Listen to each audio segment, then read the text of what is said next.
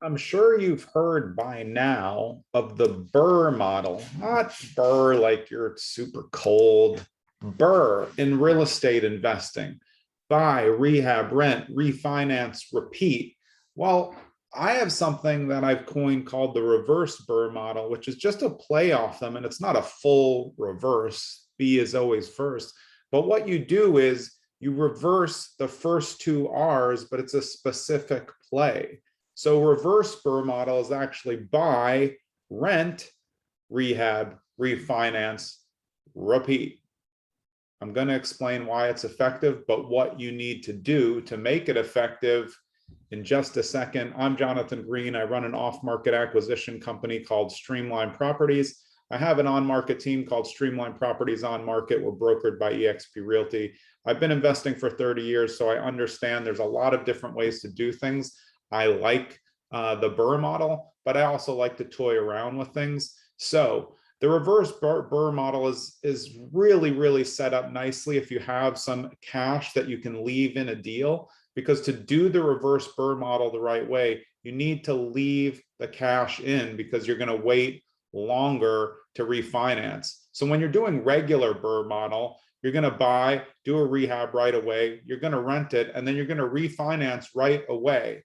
Get that money back out, get the equity of the forced appreciation from the rehab that you did, and then you're going to repeat the process. The reason why reverse BRRRR works is because you can buy a property that's not in great shape, that's already rented with okay tenants. Hopefully, you have to make sure not great property, okay tenants, probably paying under market value, but you use reverse BRRRR when you have huge potential appreciation coming and you don't really want to spend the rehab up front.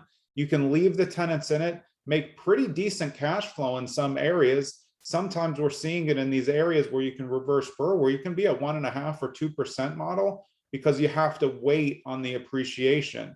So sure, are things going to come up and you're going to have to put in capital? Yes, but you don't have to do the rehab costs right away. The only problem is you're not getting the benefit of the early refinance to take your cash out of the deal and get the forced appreciation. So in order to do the reverse BRRRR model the right way, you have to let the money marinate. So you leave it into the property, you get the cash flow for a little while. Then after 2-3 years, when you see, wow, somehow I've made 100 grand in equity, you can actually make more, because then when the tenant leaves, that's when you do your rehab. You're going to have a fresh rehab to sell at the highest point of the market. And then you're going to take that profit on the sale and turn that into 2 or more properties.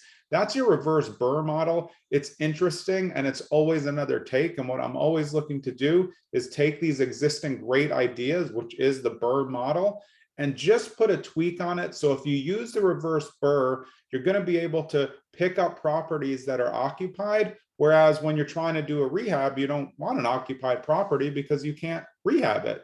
Somebody's renting it. This gives you an option of leaving the money in longer, making sure that you get the appreciation, and worst case, you're going to be doing pretty well on cash flow, even if you're taking a lower than market value rent. These properties you're able to buy at great prices because they have tenants in them. People want to get rid of them, and you don't have to spend the rehab money up front. That's it. If you have any questions about the reverse BRRRR model and how it works, post them down below in the comments and I'm happy to answer them. Hope you have a great day. See you later.